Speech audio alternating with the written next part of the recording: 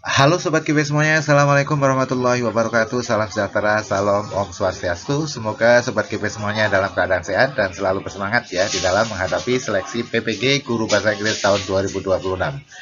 Dalam video kali ini saya akan membahas tentang kompetensi substansial ya atau pedagogik ya, khususnya yang berhubungan dengan teori pembelajaran constructivism dan juga teori dari Jean Piaget, termasuk salah satu proponen dari constructivism learning theory.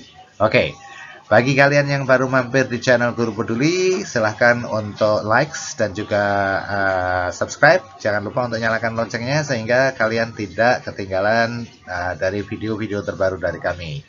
Kalau Anda likes dan menuliskan komen, saya doakan semoga rekan-rekan berhasil ya dalam seleksi PPG kali ini. Oke, ya. Bagi Sobat Guru Peduli yang sedang mempersiapkan diri menghadapi seleksi PPG Guru Bahasa Inggris 2026, I suggest you stop worrying and start joining us. If you are interested, please contact us at 0819 9128 5530. Oke, kalau sudah, mari kita lanjutkan ke soal-soal yang sudah saya persiapkan. Question number 1. What best describes the definition of constructivism learning theory?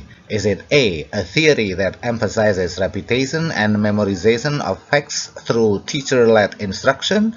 Or B, a behaviorist approach where learning is a result of conditioning and reinforcement? Or C, a theory suggesting that learners construct knowledge actively through experience and reflection? Or D or E? You can pause the video first and then read the options and find the answers that you think best answer the question. Okay, you can pause and then we will discuss it later.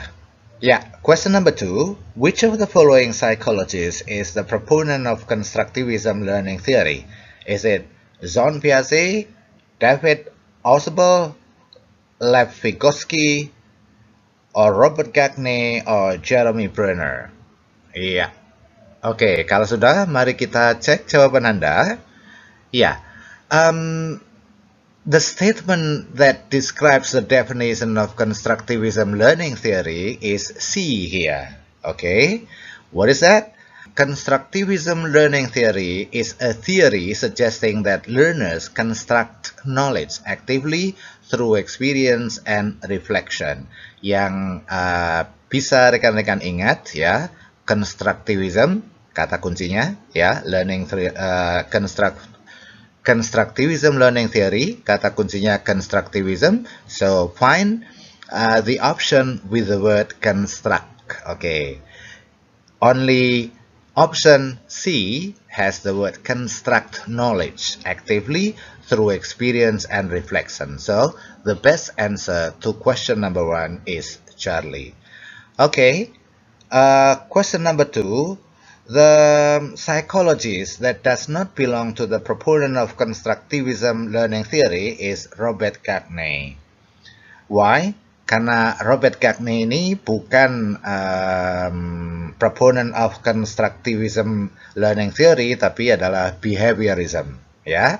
Karena menurut Robert Gagne itu, yang sudah kita pelajarin di video sebelumnya, pembelajaran itu adalah apa? Learning is result of interacting with the environment, gitu ya. Oke, jadi jawaban yang tepat untuk question number 2 ini adalah Robert Gagne. Kenapa? Robert Gagne itu termasuk penganut behaviorism ya, bukan constructivism. Oke, nah ini saya munculkan di sini. Ini adalah para ahli yang mendukung teori constructivism. Siapa saja itu? Yang pertama adalah Jean Piaget dengan cognitive constructivism-nya, menekankan pada stages of cognitive development in learning ya. Jadi Kalau Piaget itu terkenal dengan ini, stages of cognitive development, ya, yang rekan-rekan semuanya tahu. Yang pertama itu untuk anak-anak usia 0 sampai 2 tahun itu namanya ya sensory motor, oke, atau motorik ya. Nah, tahapannya itu adalah learning through senses and action, belajar melalui senses indera dan juga actions gerakan. Oke. Ya. Kemudian 2 sampai 7 tahun itu tahapannya adalah pre-operational. Pada tahap ini ya, children itu develop their language skills ya, and also but they think egocentrically ya, tapi mereka egonya tinggi gitu ya. Makanya kalau anak-anak usia 2 sampai 7 tahun itu selalu bilang this is mine, ini ayahku, ini ibuku, ini mainanku, ini bukuku ya, selalu seperti itu. Oke. Nah, berikutnya adalah antara usia 7 sampai 11 tahun itu concrete operational, logical thinking about concrete events, and also formal operational itu 12 tahun ke atas ya, dimana usia 12 tahun ke atas sudah bisa berpikir abstrak ya, hypothetical, and also menggunakan deductive reasoning skill. Oke. Nah, kembali ke para pendukung atau pelopor dari constructivism tadi, masing-masing punya peran ya, atau the key contribution. Kalau Jean Piaget itu dengan cognitive development stages-nya, kemudian kalau Lev Vygotsky itu adalah dengan social constructivism, oke, di mana teorinya menekankan pada pentingnya interaksi sosial untuk anak-anak ya, atau pembelajar.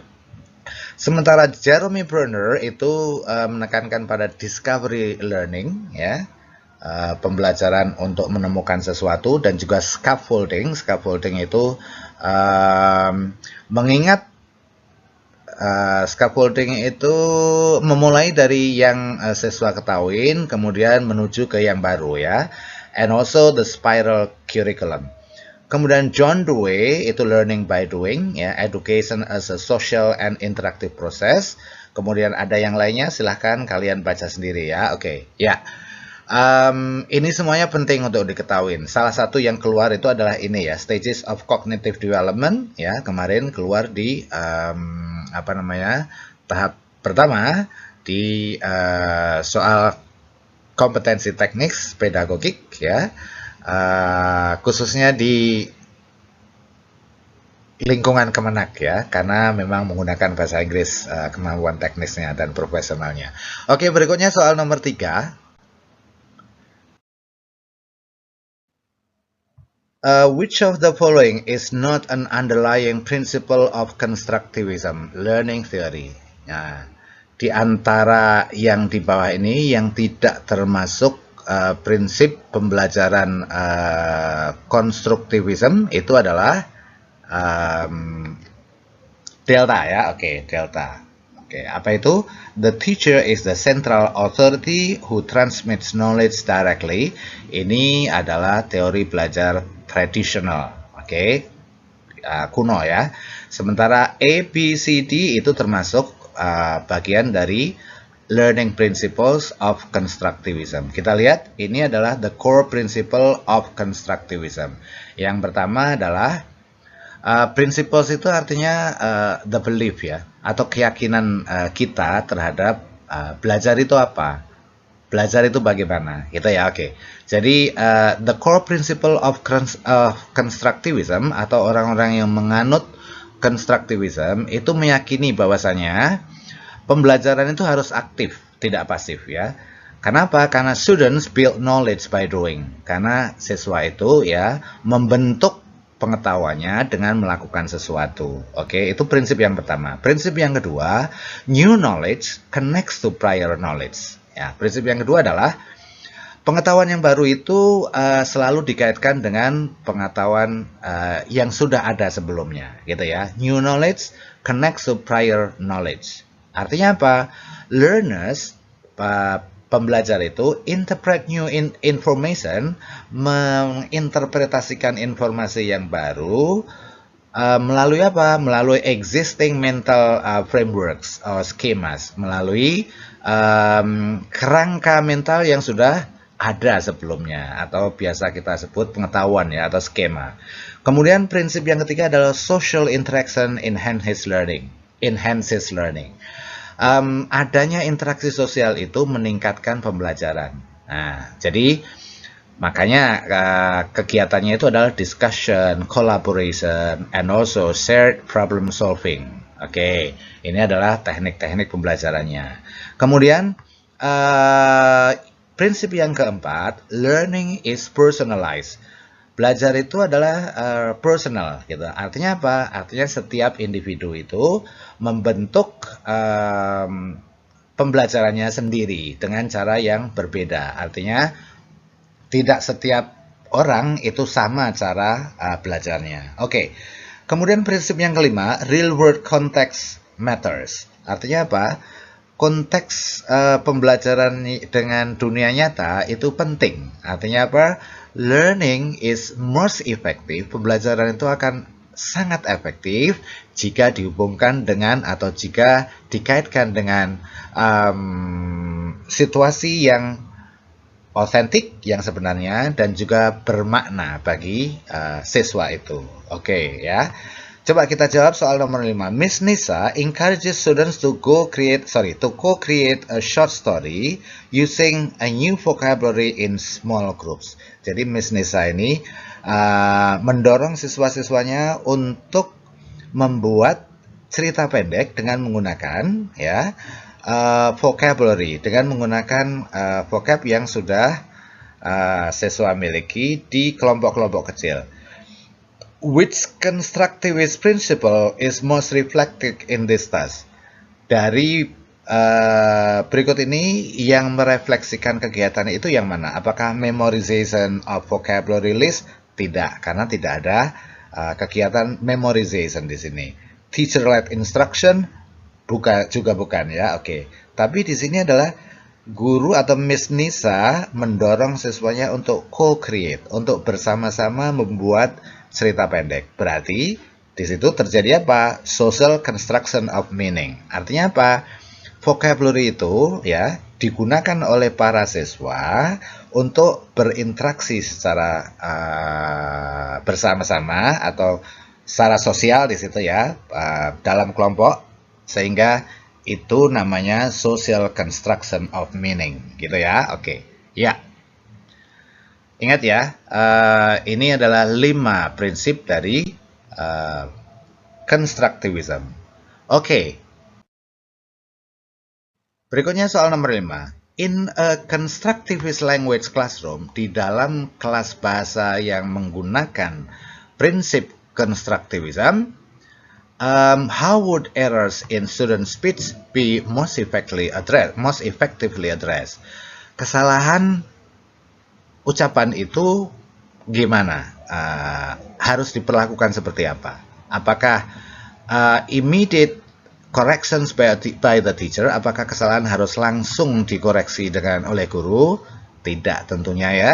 Yang benar adalah di dalam constructivism language classroom itu we suggest ya, we encourage students to be able to use opportunities ya, to use or to correct each other, untuk saling mengoreksi kesalahan tersebut dan juga untuk melakukan self reflection. Jadi jawabannya adalah Charlie. Oke, soal nomor 6. Which of the following classroom activities best demonstrates constructivist learning in a foreign language class? Kalau ini kira-kira yang mana yang constructivist language learning? Students memorize verb conjugation from a chart. Siswa menghafal perubahan kata kerja dari daftar. Tidak ya, karena bukan memorization. Memorization itu bukan merupakan bagian dari prinsip constructivism. Student translate the paragraph individually, juga tidak. Student role play a situation at a cafe using target language expression. Nah, ini dia. Kenapa? Ini adalah real world context matters. Jadi jawaban C inilah yang menunjukkan apa namanya constructivism learning principle. Yang mana itu real world context matters. Jadi menggunakan authentic and meaningful situation. Oke ya guys, berikutnya soal nomor 7. A teacher uses real-world tasks like writing an email or giving directions in the target language. What constructivist principle is being applied here? Oke, menggunakan apa? Menggunakan real-world task, berarti 5 ini ya, real-world context or real-world task. Berarti ini contextual and meaningful learning. Oke, pilihan jawabannya adalah bravo. Gitu ya. Kemudian soal nomor 8. According to constructivist theory, what is the teacher's primary role in a foreign language classroom? Apa sih peran guru itu? Apakah disciplinarian and evaluator adalah orang yang mendisiplinkan siswa dan juga mengevaluasi? Bukan hanya sekedar itu ya. Yang tepat adalah seorang guru itu perannya adalah facilitator and a guide of learning experience. Jadi tugas guru itu adalah memfasilitasi dan juga menuntun siswa untuk belajar menggunakan bahasa tersebut. Jadi jawaban yang tepat adalah delta. Ini ya. Menurut prinsip yang mana ini? Ya. Oke. Sorry, ini tidak termasuk dalam prinsip ini. Karena apa? Karena peran guru di sini adalah sebagai guide and facilitator of learning experience. Ya, oke. Ya. Berikutnya soal nomor 9.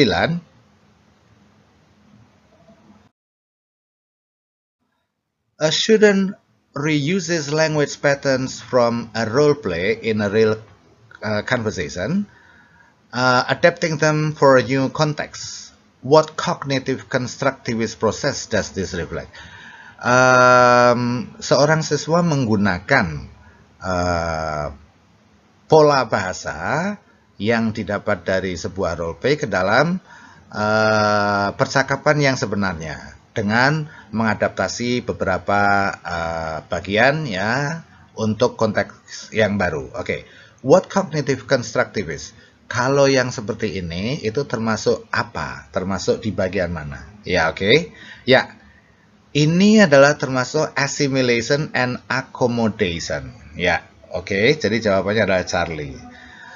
Untuk kalian, untuk sobat KIP semuanya ketahui ya, ada 4 core ideas in in teori Piaget ya, ozon Piaget. Dia itu ada skema, ada asimilasi, ada akomodasi, ada equilibration. Skema itu adalah mental framework that help organize knowledge. Itu adalah kerangka mental atau kerangka pikiran yang membantu mengorganisasi pengetahuan siswa.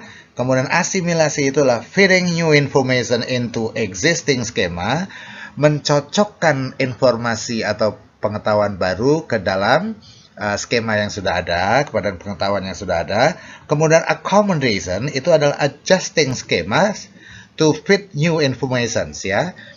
Menyesuaikan atau menyesuaikan skema yang sudah ada atau pengetahuan yang sudah ada untuk fit new information, untuk menyesuaikan dengan informasi yang terbaru. Jadi ini namanya assimilation and accommodation.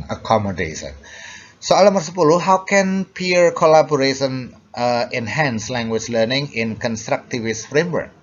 Ya, jawaban yang tepat adalah kenapa? Karena it enables co-construction of meaning and also authentic use of language. Kembali lagi, ini tadi ke authentic use of situation and also meaningful situation. Iya, itu tadi 10 soal tentang constructivism and also a little bit about zone Piaget theory, oke.